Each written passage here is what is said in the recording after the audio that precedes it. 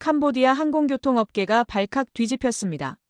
수십 년간 규정과 통제로 질서를 지켜온 한 캄보디아 안전감사관이 한국 방문 이후 기존 보고서를 멈춰 세웠기 때문입니다. 인천공항에 내린 순간 통제도 지시도 거의 보이지 않았지만 공항은 이상하리만큼 정확하게 돌아가고 있었습니다. 규칙 없이도 질서가 유지될 수 있을까? 그 의문에 대한 답을 찾기 위한 기록이 지금부터 시작됩니다. 그 전에 구독과 좋아요 버튼을 눌러주시면 우리나라의 위상을 높이는 큰 힘이 됩니다. 한국 최고라고 댓글로 남겨주세요. 또 지금 어디서 듣고 계신지도 함께 알려주세요. 저는 소반나 림 36살입니다. 캄보디아 국적이고 신흥국 공항개발청에서 안전과 운영을 감사하는 일을 하고 있어요. 푸놈펜 신공항 프로젝트. 이 일의 실무 책임자 중 한 명이 바로 저였습니다. 제 책상 위엔 늘 두꺼운 규정집이 놓여 있었고 저는 그걸 믿었어요. 사람은 믿을 수 없으니까요. 질서는 오직 규정으로만 유지된다고 저는 그렇게 배웠습니다. 19살 때였습니다. 캄보디아 남부의 작은 지방공항에서 일어난 사고를 저는 직접 목격했어요. 그날 오후 비행기 한 대가 연착됐습니다. 별일 아닌 것처럼 보였죠. 하지만 안내방송은 나오지 않았고 직원들은 어디에 있는지 보이지 않았습니다. 승객들은 혼란스러워했어요. 누군가는 소리를 질렀고 누군가는 밀쳤습니다. 아이가 넘어졌고 짐이 쏟아졌어요. 책임자는 끝내 나타나지 않았습니다. 저는 그 광경을 멀리서 지켜봤어요. 손이 떨렸습니다. 숨이 막혔죠. 그날 이후 저는 결심했습니다. 다시는 이런 일이 일어나지 않게 하겠다고요. 사람을 믿어선 안 된다고, 규정이 전부라고 저는 그렇게 스스로를 다잡았습니다. 그래서 저는 감사관이 됐습니다. 공항의 모든 절차를 점검하고 안전 규정을 확인하고 직원들이 매뉴얼대로 움직이는지 감시하는 일이었어요. 제 손에 든 체크리스트는 늘 빼곡했습니다. 하나라도 어긋나면 저는 즉시 시정을 요구했어요. 사람의 판단은 언제든 흔들리니까요. 규정만이 확실하다고 저는 그렇게 믿었습니다. 푸놈펜 신공항 프로젝트가 시작됐을 때 정부는 선진국의 사례를 연구하라고 지시했습니다. 그 중 하나가 한국이었어요. 인천공항과 서울의 교통체계를 벤치마킹하라는 임무였죠. 저는 솔직히 기대하지 않았습니다. 선진국도 결국은 사람을 통제해서 돌아가는 거라고 생각했으니까요. 더 정교한 규정, 더 많은 직원, 더 촘촘한 감시. 그게 전부일 거라고 저는 그렇게 짐작했어요. 출장 준비를 하면서 저는 마음속으로 이미 결론을 내렸습니다. 우리 방식이 뒤처지지 않았다는 근거를 찾는 것. 그게 제 진짜 목적이었어요. 한국을 배우러 가는 게 아니라 우리도 충분하다는 걸 확인하러 가는 거였죠. 가방을 꾸리면서 저는 노트를 챙겼습니다. 거기엔 이미 제가 예상한 내용들이 적혀 있었어요. 엄격한 통제, 빈틈없는 감시, 완벽한 규정. 한국도 결국 그럴 거라고 저는 그렇게 생각했습니다. 비행기를 타기 전날 밤, 저는 사무실에 혼자 남아 있었습니다. 창밖으론 푸놈펜의 불빛이 흩어져 보였어요. 저는 책상 위에 규정집을 한 번 더 넘겼습니다. 손에 익은 무게였죠. 이게 전부라고, 이것만 있으면 된다고 저는 그렇게 되뇌었습니다. 사람은 약하니까요. 규정만이 강하다고 저는 그렇게 믿었어요. 한국행 비행기에 오르면서 저는 긴장하지 않았습니다. 오히려 차분했어요. 제가 옳다는 걸 확인하러 가는 길이었으니까요. 좌석에 앉아 창밖을 보며 저는 생각했습니다. 질서는 통제에서 시작된다고요. 그게 제 신념의 전부였습니다. 인천으로 가는 비행기 안에서 저는 동료들과 나란히 앉아 있었습니다. 모두 같은 임무를 받은 감사관들이었어요. 누군가는 노트북을 펼쳐 자료를 정리하고 있었고 누군가는 눈을 감고 있었죠. 저는 창밖을 내다봤습니다. 구름 아래로 바다가 펼쳐져 있었어요. 끝없이 이어지는 푸른 빛이었죠. 옆자리 동료가 말을 걸어왔습니다. 한국 공항이 정말 대단하다던데 우리도 많이 배울 수 있을 거라고요. 저는 짧게 대답했습니다. 그렇겠죠 라고요. 하지만 속으론 다르게 생각하고 있었어요. 보여주기식일 뿐이라고요. 선진국들이 늘 그렇듯 겉만 번지르르하게 꾸며놓은 거라고 저는 그렇게 판단했습니다. 기내식이 나왔을 때 저는 거의 손대지 않았어요. 입맛이 없었습니다. 긴장해서가 아니라 오히려 지루해서였죠. 이미 결론을 알고 있는 여행 같았으니까요. 제 가방 속엔 체크리스트가 들어 있었습니다. 공항 안내방송 빈도, 직원 배치 밀도, 통제구역 표시 방식, 규정 준수 확인 절차. 하나하나 확인하고 비교할 항목들이었어요. 우리와 크게 다르지 않을 거라고 저는 그렇게 예상했습니다. 비행기가 내려앉기 시작했을 때 저는 손목시계를 확인했어요. 정확히 예정 시각이었습니다. 착륙은 부드러웠죠. 바퀴가 활주로에 닿는 순간의 떨림도 거의 느껴지지 않았어요. 승객들이 짐을 챙기기 시작했습니다. 저는 천천히 일어섰죠. 서두를 필요가 없었으니까요.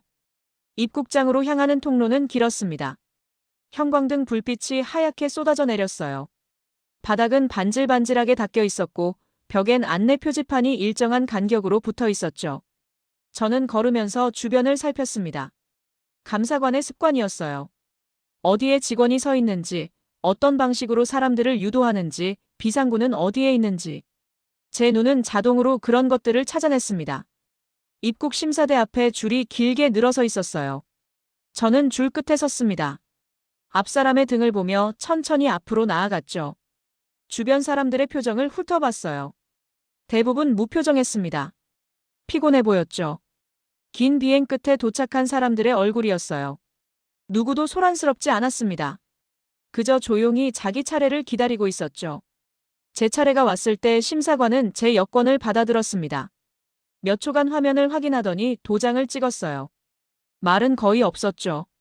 저는 여권을 돌려받고 다음 구역으로 향했습니다. 수화물 찾는 곳이었어요. 컨베이어 벨트가 천천히 돌고 있었고 사람들은 그 주변에 모여 서 있었죠. 제 가방이 나올 때까지 저는 팔짱을 끼고 기다렸습니다. 주변을 계속 관찰했어요. 직원이 몇 명이나 배치되어 있는지, 안내방송은 얼마나 자주 나오는지, 사람들이 질서를 지키는지. 제 머릿속엔 이미 평가 기준이 세워져 있었어요. 통제가 얼마나 철저한가, 그게 핵심이었습니다. 가방을 찾아 세관을 통과했을 때 저는 잠시 멈춰 섰습니다. 입구 너머로 대기 공간이 보였어요. 사람들이 마중 나온 이들을 기다리고 있었죠. 손에 팻말을 든 사람들도 보였습니다. 저희 일행을 데리러 온 안내원도 그중 하나였어요. 저는 그쪽으로 걸어갔습니다. 차에 오르면서 저는 창밖을 내다봤어요. 공항 건물이 점점 멀어졌습니다. 저는 노트를 꺼내 몇 가지를 적기 시작했죠. 첫인상, 시설 상태, 직원 응대. 간단한 메모였어요. 아직 본격적인 관찰은 시작하지 않았으니까요. 호텔로 가는 길은 생각보다 멀었습니다. 고속도로를 달리는 차 안에서 저는 계속 밖을 봤어요. 건물들이 스쳐 지나갔습니다.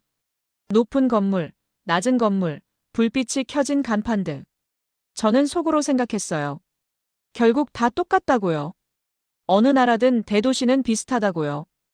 호텔에 도착했을 때 저는 이미 피곤했습니다. 체크인을 마치고 방으로 올라갔어요. 짐을 풀면서 저는 내일 일정을 확인했습니다. 인천공항 시찰, 그게 첫 번째였죠.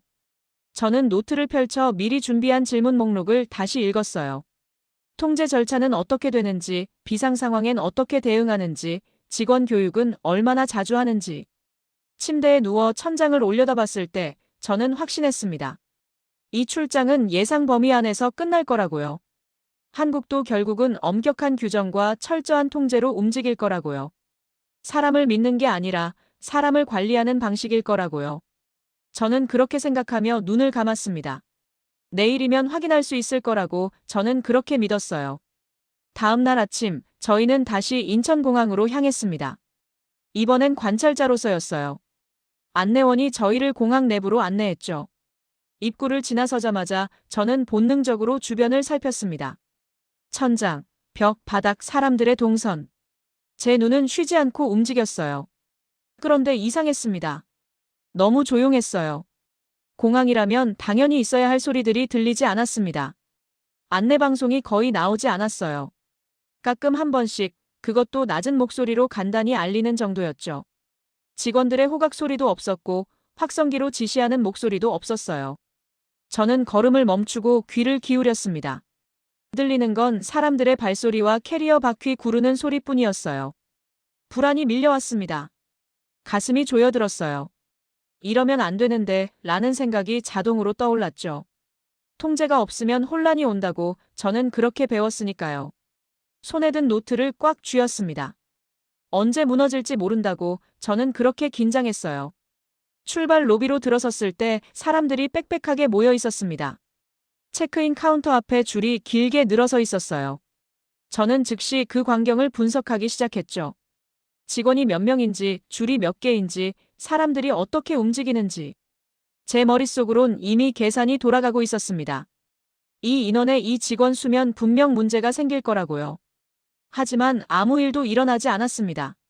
사람들은 조용히 자기 차례를 기다렸어요. 줄은 흐트러지지 않았습니다. 누군가 새치기를 하지도 않았고 누군가 큰 소리로 항의하지도 않았죠.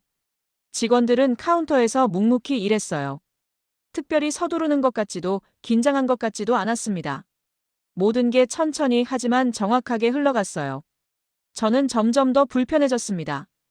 왜 아무도 지시하지 않는 걸까요? 왜 안내방송이 없는 걸까요? 저는 주변을 두리번거렸어요. 직원을 찾았습니다. 누군가는 서 있어야 했어요. 사람들을 통제하고 줄을 정리하고 목소리를 높여 질서를 유지해야 했죠. 하지만 그런 사람은 보이지 않았습니다. 안내원이 저희를 보안 검색대 쪽으로 안내했어요. 거기도 마찬가지였습니다. 긴 줄이 늘어서 있었지만 아무도 소란스럽지 않았죠. 사람들은 각자 짐을 정리하고 벨트를 풀고 신발을 벗었어요. 누가 시키지 않아도 알아서 했습니다. 트레이를 집어들고 물건을 올려놓고 차례를 기다렸죠. 한 노인이 줄 앞쪽에 서 있었습니다. 허리가 굽어 있었고 손이 떨렸어요. 짐을 트레이에 올리는 게 힘들어 보였죠. 저는 지켜봤습니다.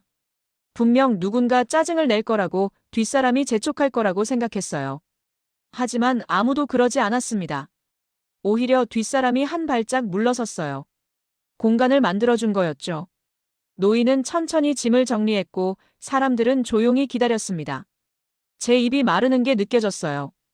이건 우연이라고 운이 좋은 거라고 저는 속으로 되뇌었습니다. 하지만 확신이 서지 않았어요. 손바닥에 땀이 났죠.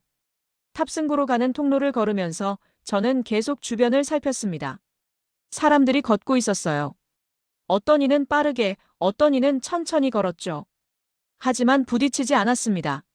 자연스럽게 비켜갔어요. 캐리어를 끄는 사람들도 마찬가지였죠. 서로 길을 내주고 공간을 만들고 흐름을 유지했습니다. 저는 벽 쪽으로 비켜서서 멈춰섰어요. 그 흐름을 한참 바라봤습니다. 마치 물처럼 흘러가는 것 같았어요. 막히지 않고 부딪히지 않고 그저 자연스럽게 이어지는 흐름이었죠. 누가 통제하지 않아도 누가 지시하지 않아도 모든 게 제자리를 찾아갔습니다. 동료 중 한 명이 제게 다가왔어요. 놀랍지 않냐고 정말 질서정연하다고 말했죠. 저는 짧게 대답했습니다. 그렇네요, 라고요. 하지만 속으론 혼란스러웠어요. 이건 제가 아는 질서가 아니었으니까요. 저는 노트를 펼쳤습니다. 뭔가 적어야 할 것 같았어요. 하지만 펜을 들고도 한참을 멈춰 있었죠. 뭘 써야 할지 몰랐습니다. 망송 빈도 거의 없었어요. 직원 배치 눈에 띄지 않았죠. 통제 방식 보이지 않았습니다. 저는 결국 노트를 덮었어요. 손이 떨렸습니다. 면세점 구역으로 들어섰을 때 사람들이 더 많아졌습니다. 좁은 통로에 사람들이 빽빽했어요. 저는 다시 긴장했죠. 이번엔 분명 혼란이 올 거라고 생각했습니다. 사람들이 부딪히고 소리를 지르고 밀칠 거라고요. 하지만 그런 일은 일어나지 않았어요. 사람들은 천천히 움직였습니다. 서로 비켜주고 양보하고 공간을 만들었어요. 아이를 데리고 온 사람이 지나가면 자연스럽게 길이 열렸죠. 큰 짐을 든 사람이 오면 사람들이 옆으로 비켰습니다. 누가 시키지 않았어요. 그냥 그렇게 됐습니다. 저는 그 광경을 보며 숨을 깊이 들이마셨어요. 가슴속이 답답했습니다. 이해할 수 없었죠. 통제 없이 어떻게 이게 가능한 걸까요? 규정 없이 어떻게 질서가 유지되는 걸까요? 제가 믿어온 모든 게 흔들리는 것 같았어요. 탑승구 근처 의자에 앉았을 때 저는 손으로 얼굴을 감쌌습니다. 눈을 감았어요. 하지만 머릿속은 계속 돌아갔죠. 왜 아무도 지시하지 않는데 이렇게 조용한 걸까요? 왜 아무도 통제하지 않는데 이렇게 정확한 걸까요? 저는 눈을 떴습니다. 다시 주변을 봤어요. 사람들은 여전히 조용히 움직이고 있었죠. 공항은 여전히 고요했습니다. 그 고요함 속에서 저는 처음으로 깨달았어요. 이건 운이 아니었습니다. 공항 시차를 마치고 저희는 호텔로 돌아가려 했습니다. 하지만 일정이 변경됐어요. 안내원이 말했죠. 실제 운영 상황을 더 보는 게 좋겠다고요. 그래서 저희는 다시 공항에 남았습니다. 오후 시간대였어요. 도착 로비 쪽으로 이동했을 때 저는 전광판을 올려다봤습니다. 비행기 도착 시간들이 빼곡히 적혀 있었어요. 대부분 정시였죠. 하지만 한 편이 눈에 띄었습니다.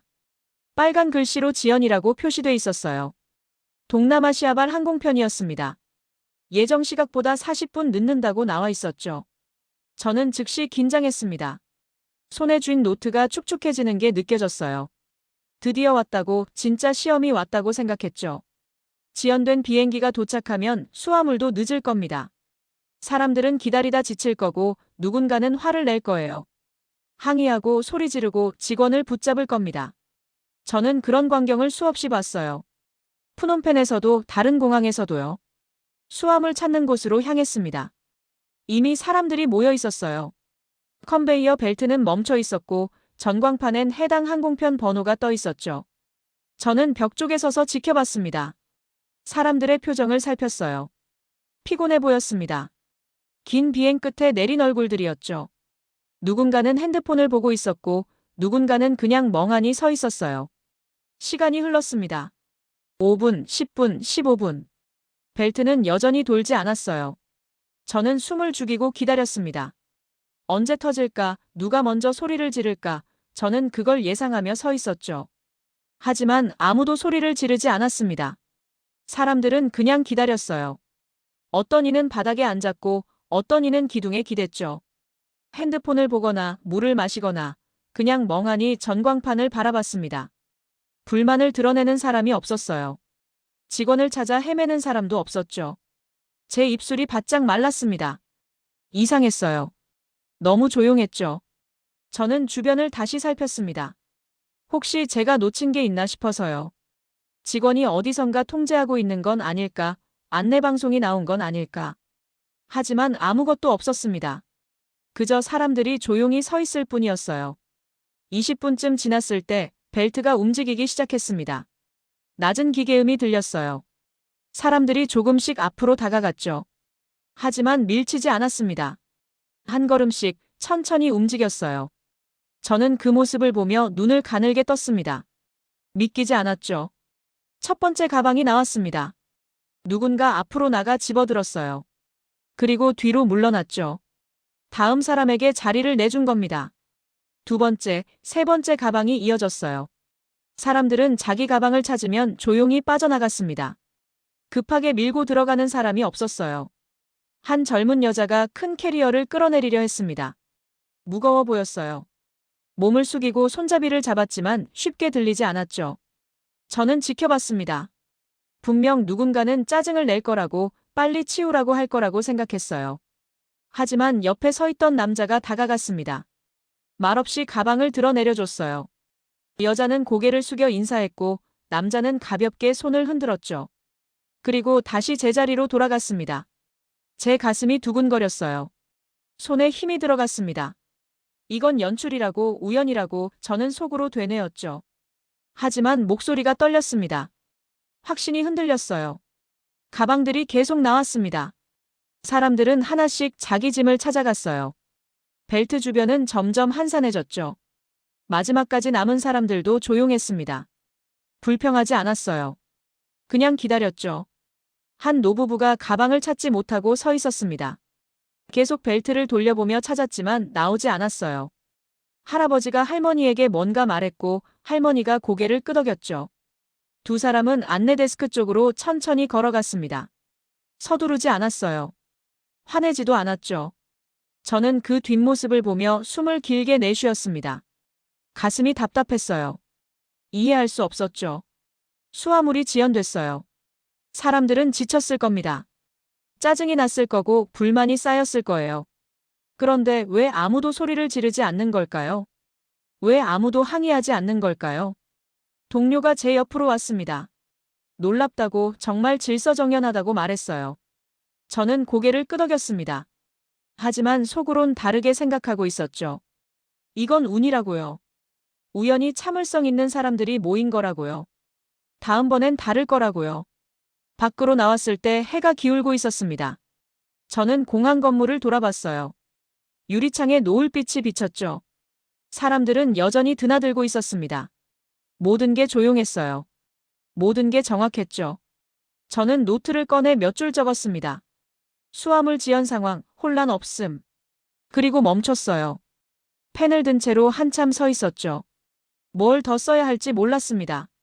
차에 올라 호텔로 향하는 동안 저는 창밖만 봤어요.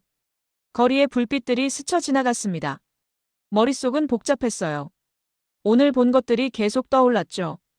조용한 공항, 질서정연한 사람들, 지연된 수화물 앞에서도 침착했던 모습들. 하지만 저는 결론을 내리지 않았습니다. 아직 아니라고, 아직 확신할 수 없다고 생각했어요.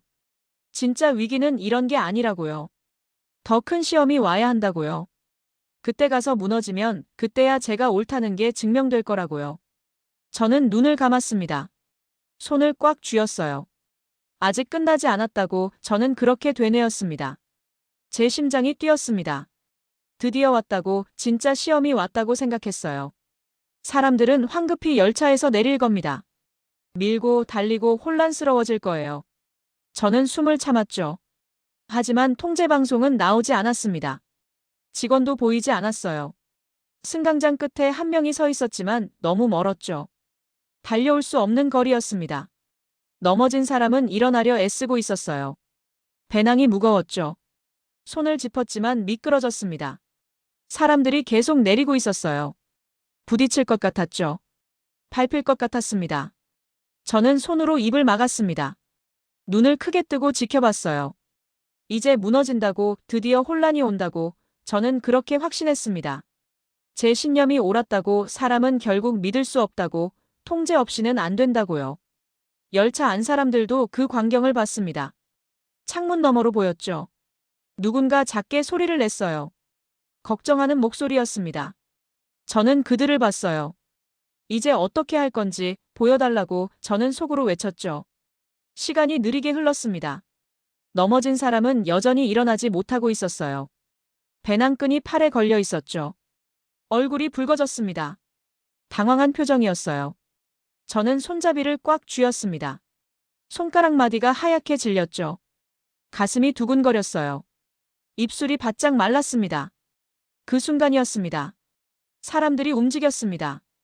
동시에, 하지만 각자 다른 방식으로 움직였어요. 열차에서 내리던 한 남자가 재빨리 몸을 숙였습니다. 넘어진 사람 곁으로 달려갔죠. 무릎을 꿇고 팔을 뻗었어요. 배낭을 붙잡았습니다. 무게를 덜어주려는 듯 들어올렸죠. 거의 동시에 중년 여자가 다가갔습니다. 반대편에서 넘어진 사람의 팔을 잡았어요. 천천히, 하지만 확실하게 일으켜 세웠죠. 두 사람이 함께 움직였습니다. 말은 없었어요. 눈빛만 마주쳤죠. 바닥에 떨어진 물건들이 보였습니다. 물병, 지갑, 핸드폰. 젊은 여학생이 쪼그려 앉았어요. 하나씩 주워 담았죠. 서두르지 않았습니다. 정확하게, 빠뜨리지 않고 챙겼어요. 뒤쪽에서 내리려던 사람들이 멈춰 섰습니다. 한 남자가 팔을 벌렸어요. 뒤따라오는 사람들을 막았죠. 공간을 만든 겁니다. 사고 처리할 시간을, 숨 쉴 여유를요. 사람들은 불평하지 않았어요. 그냥 기다렸습니다. 저는 열차 안에서 그 광경을 봤습니다. 창문에 얼굴을 붙이다시피 했어요. 숨소리가 거칠어졌죠. 심장이 뛰었습니다. 믿을 수 없었어요. 넘어진 외국인이 일어섰습니다. 배낭을 다시 메었어요. 얼굴이 창백했지만 다치진 않은 것 같았죠. 고개를 숙여 인사했습니다. 도와준 사람들에게요.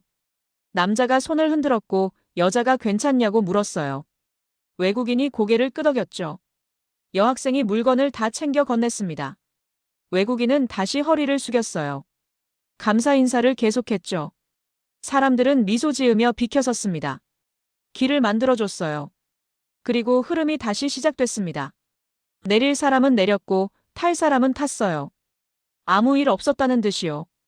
하지만 모든 게 달라져 있었습니다. 적어도 제게는요. 문이 닫혔습니다.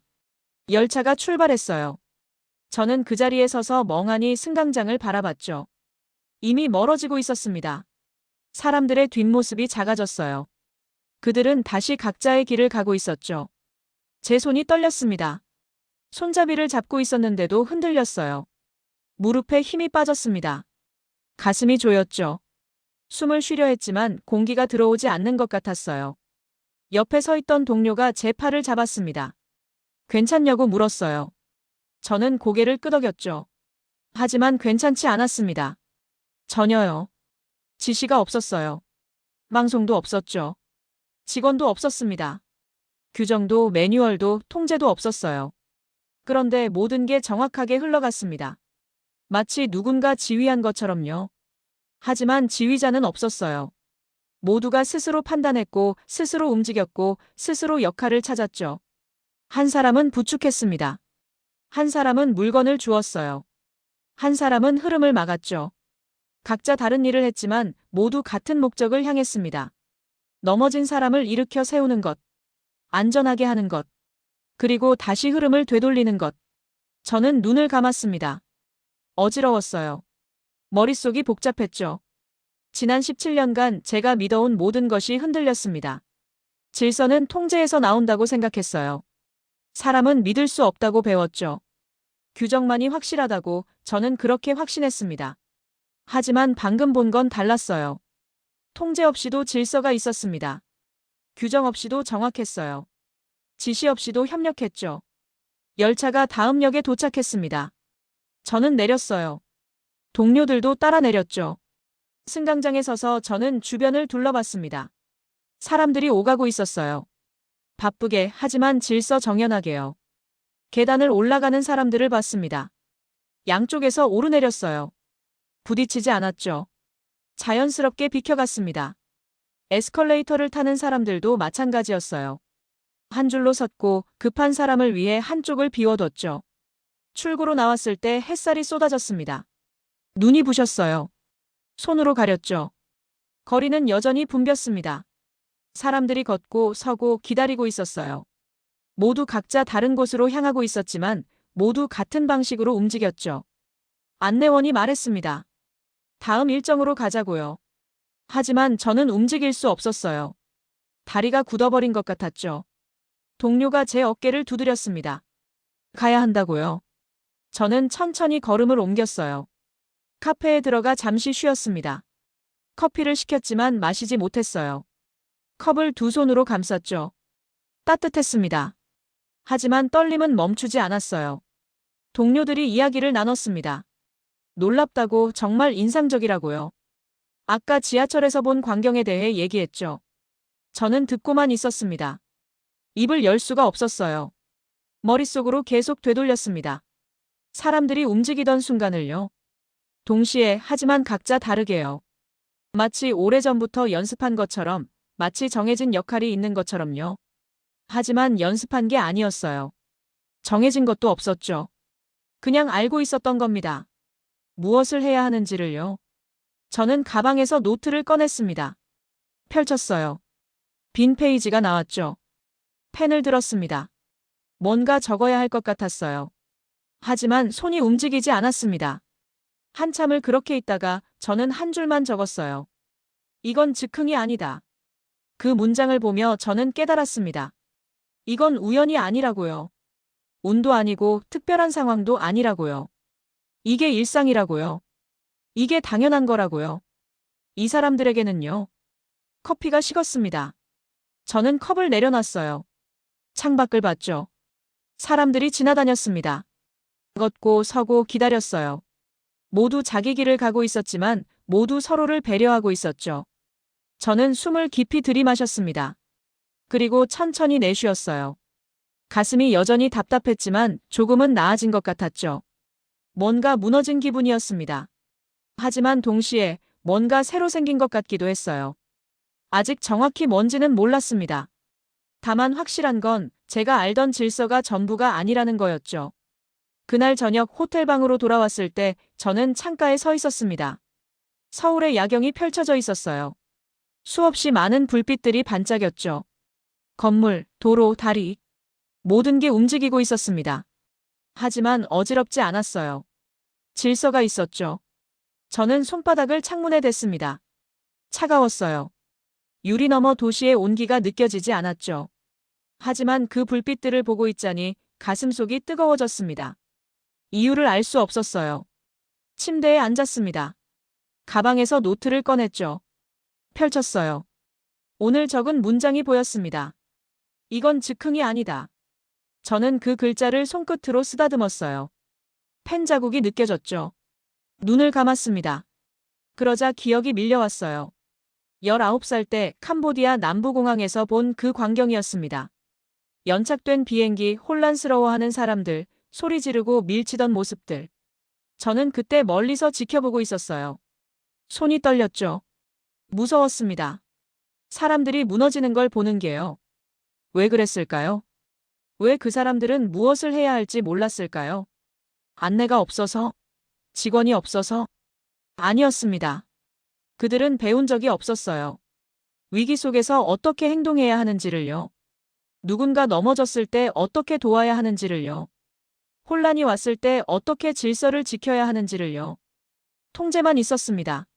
지시만 있었죠. 이렇게 하라는 명령만 있었어요. 하지만 그 명령을 내릴 사람이 없으면 모든 게 무너졌습니다. 마치 실이 끊긴 인형처럼요. 저는 눈을 떴습니다. 오늘 지하철에서 본 사람들이 떠올랐어요. 넘어진 외국인을 일으켜 세우던 사람들이요. 누가 지시하지 않았습니다. 누가 통제하지 않았어요. 방송도 직원도 규정도 없었죠. 하지만 모두가 알고 있었습니다. 무엇을 해야 하는지를요. 한 사람은 부축했어요. 한 사람은 물건을 주었죠. 한 사람은 흐름을 막았습니다. 각자 다른 역할이었지만 모두 같은 목적을 향했어요. 그들은 리더가 아니었습니다. 지시받은 것도 아니었죠. 그냥 알고 있었어요. 당연하다는 듯이요. 저는 일어나 다시 창가로 갔습니다. 불빛들을 봤어요. 차들이 움직이고 있었죠. 신호를 지키며 줄을 서며 양보하며 흘러가고 있었습니다. 누가 감시하지 않아도요. 가슴이 뛰었습니다. 이건 통제가 아니었어요. 신뢰였습니다. 사람을 믿는 거였죠. 사람이 옳은 일을 할 거라고, 필요한 순간에 움직일 거라고, 서로를 배려할 거라고 믿는 거였어요. 그 믿음은 어디서 왔을까요? 저는 생각했습니다. 오늘 하루 동안 본 것들을요.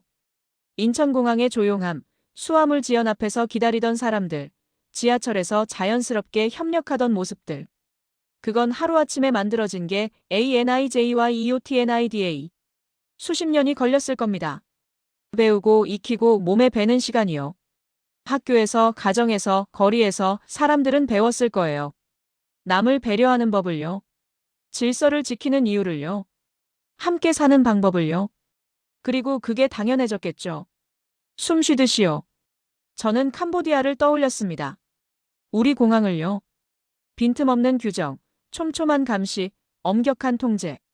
저는 그게 답이라고 믿었어요. 사람은 약하니까 규정만이 강하다고요. 하지만 틀렸습니다. 규정은 사람을 강하게 만들지 못해요. 그저 움직이게 할 뿐이죠. 시키는 대로만요. 규정이 없으면 멈춰버립니다. 스스로 판단하지 못하니까요. 한국은 달랐어요. 사람을 키웠습니다. 스스로 생각하고 스스로 움직이고 스스로 책임지는 사람들로요.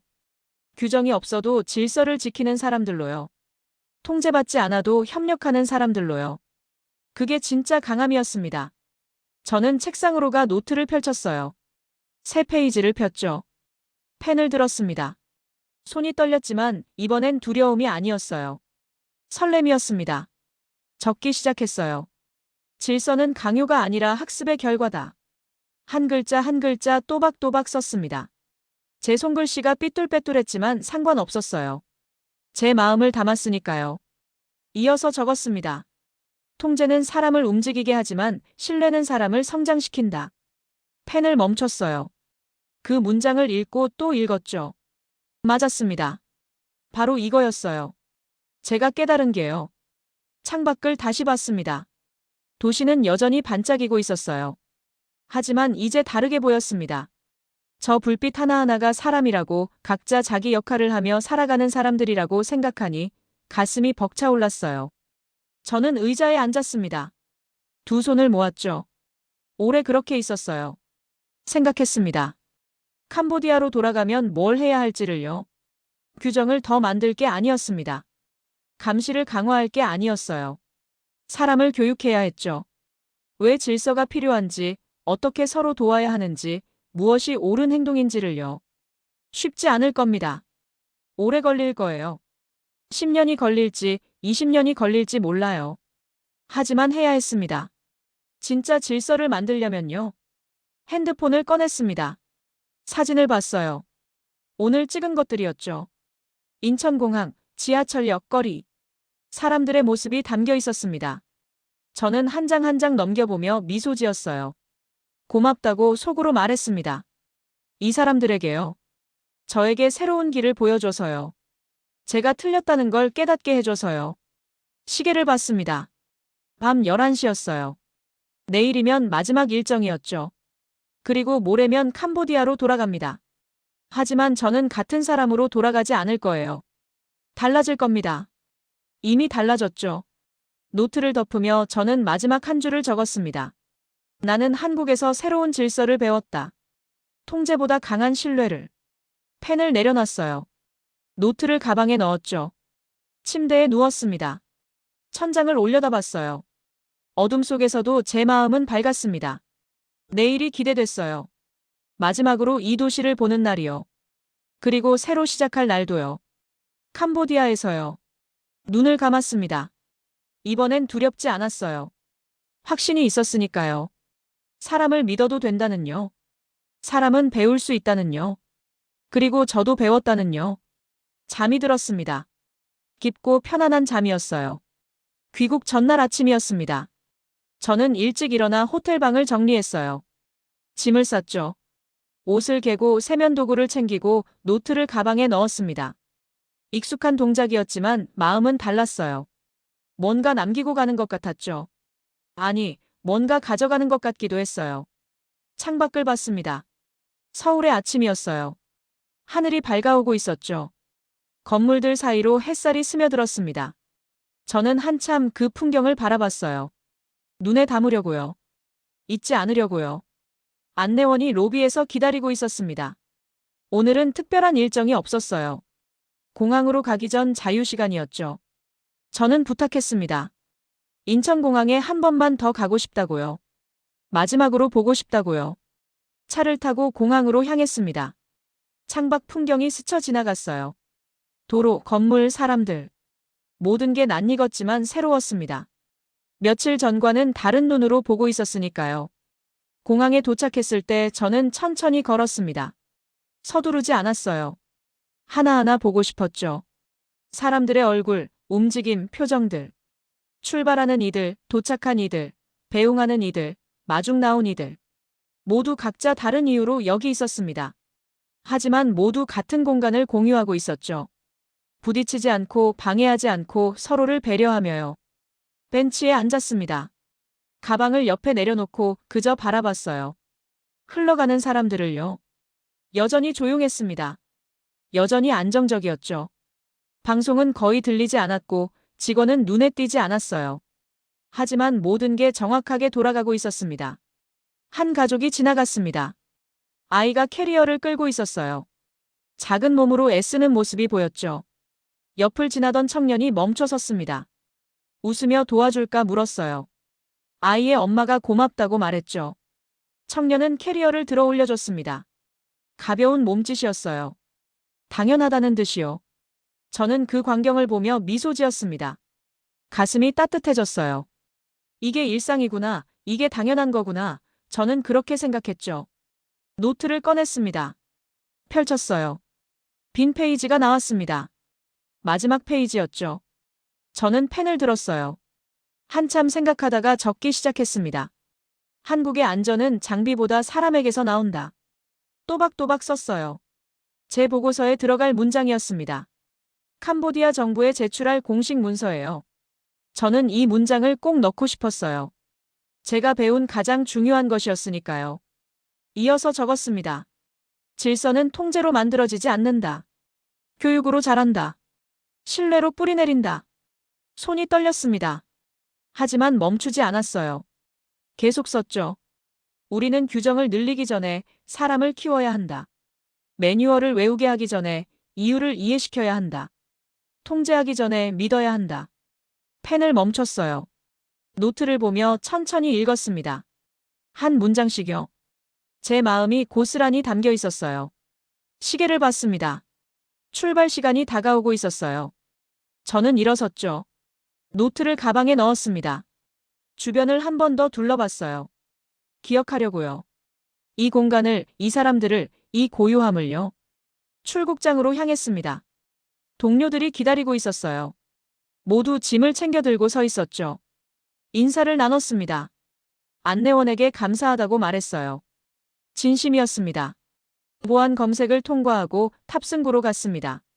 면세점을 지나며 저는 걸음을 늦췄어요. 마지막으로 보고 싶었죠. 사람들이 쇼핑하는 모습, 카페에 앉아있는 모습, 아이와 손잡고 걷는 모습들을요. 탑승 시간이 됐습니다. 줄을 서서 기다렸어요. 제 차례가 왔을 때 탑승권을 건넸죠. 직원이 미소 지으며 좋은 여행 되라고 말했습니다. 저도 미소로 답했어요. 비행기에 올랐습니다. 좌석에 앉아 창밖을 봤어요. 공항 건물이 보였죠. 이륙 준비가 진행됐습니다. 안전벨트를 맸어요. 엔진 소리가 커졌죠. 비행기가 움직이기 시작했습니다. 활주로를 따라 달렸어요. 속도가 붙었죠. 그리고 떠올랐습니다. 땅에서 멀어졌어요. 서울이 작아졌습니다. 저는 창문에 이마를 댔습니다. 아래를 내려다봤어요. 도시가 펼쳐져 있었죠. 건물들, 도로들, 다리들. 사람들이 살아가는 곳이었습니다. 함께 배우고 함께 성장하고 함께 신뢰하며 사는 곳이요. 구름이 시야를 가렸습니다. 더 이상 보이지 않았어요. 저는 눈을 감았죠. 하지만 마음속엔 선명했습니다. 제가 본 모든 것들이요. 캄보디아로 돌아가면 저는 달라질 겁니다. 일하는 방식이, 생각하는 방식이, 사람을 대하는 방식이요. 규정부터 만들지 않을 거예요. 사람부터 교육할 겁니다. 왜 질서가 필요한지, 어떻게 서로 도와야 하는지, 무엇이 옳은 행동인지를요. 어린 직원들에게, 공항을 이용하는 사람들에게, 함께 일하는 동료들에게요. 쉽지 않을 겁니다. 오래 걸릴 거예요. 어쩌면 제가 살아있는 동안 완성되지 않을지도 몰라요. 하지만 시작할 겁니다. 한 걸음씩요. 누군가는 이해하지 못할 거예요. 규정이 먼저라고, 통제가 우선이라고 말할 겁니다. 하지만 저는 알아요. 진짜 질서는 거기서 오지 않는다는 걸요. 사람을 믿어야 합니다. 사람을 키워야 해요. 그러면 언젠가, 어쩌면 10년 후, 20년 후, 캄보디아 공항도 조용해질 겁니다. 한국처럼요. 통제 없이도 질서가 유지되는 곳이 될 거예요. 저는 그날을 기다릴 겁니다. 그리고 만들어갈 거예요. 비행기가 안정됐습니다. 안전벨트 표시등이 꺼졌어요. 사람들이 움직이기 시작했죠. 저는 가방에서 노트를 다시 꺼냈습니다. 마지막 페이지를 펼쳤어요. 방금 쓴 문장들을 읽었죠. 그리고 맨 아래 한 줄을 더 적었습니다. 나는 한국에서 새로운 질서를 보았다. 통제보다 강한 신뢰를. 노트를 덮었습니다. 가슴에 안았어요. 따뜻했죠. 창밖을 다시 봤습니다. 하늘은 푸르렀어요. 구름이 흘러갔죠. 저는 미소 지었습니다. 고맙다고 속으로 말했어요. 한국에요. 사람들에게요. 저에게 새로운 길을 보여줘서요. 그리고 다짐했습니다. 이 배움을 잊지 않겠다고요. 사람을 믿겠다고요. 신뢰를 키우겠다고요. 비행기는 계속 날아갔습니다. 캄보디아를 향해요. 제 집을 향해요. 하지만 저는 이제 혼자가 아니었습니다. 제 안에 한국이 있었으니까요. 배운 것들이 있었으니까요. 눈을 감았습니다. 편안했어요. 두렵지 않았죠. 새로운 시작이 기다리고 있었습니다. 여러분은 언제 한국이 따뜻하다고 느끼셨나요? 질서가 통제가 아니라 신뢰에서 나온다는 걸 언제 깨달으셨나요? 이 이야기가 마음에 닿으셨다면 구독과 좋아요 부탁드립니다.